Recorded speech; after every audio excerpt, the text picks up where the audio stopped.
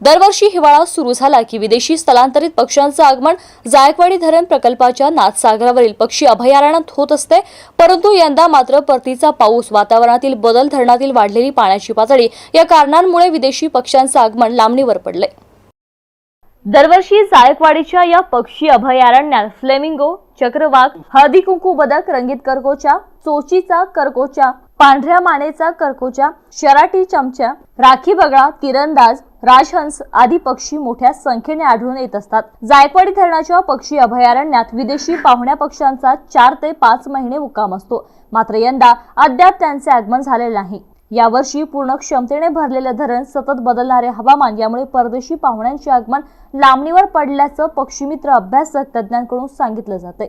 4 महिने परदेशी पाहुणे पक्षी नाथसागर धरण परिसरात वास्तव्याला असतात, त्यानंतर मार्च महिन्यात हे पक्षी परतीचा प्रवास करतात। यंदा परतीचा पाऊस लांबल्याने आणि निसर्ग चक्रात बदल झाल्याने पक्ष्यांचे आगमन लांबले, त्यामुळे पर्यटकांसह पक्षी प्रेमींना या विदेशी पक्ष्यांसाठी काही दिवस प्रतीक्षा करावी लागणार आहे। जवळपास 256 प्रजातींच्या पक्ष्यांची नोंद येथे घेण्यात आलेली आहे। हिवाळ्यात स्थलांतरित पक्षी हजारो किलोमीटरचा प्रवास करून दाखल होतात, परंतु यंदा मात्र त्यांचे अद्यापही आगमन झालेले नाही। वातावरणातील बदलामुळे स्थलांतरित पक्ष्यांचे आगमन लांबणीवर पडल्याचं पक्षी अभ्यासक डॉक्टर दिलीप यार्दी तथा पक्षी मित्र प्राचार्य सुनील पायघण यांनी सांगितले।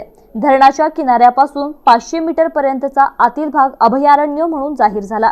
जवळपास 60 कुटुंबातील 255 प्रजातींचे पक्षी येथे नोंदविण्यात आलेत, त्यापैकी 78 प्रजाती या स्थलांतरित आहेत। रामसर या आंतरराष्ट्रीय दर्जासाठी जायकवाडीचा प्रस्ताव 2019 मध्ये पाठविण्यात आलेला आहे। Gautam बणकर, MCA news, Paithan.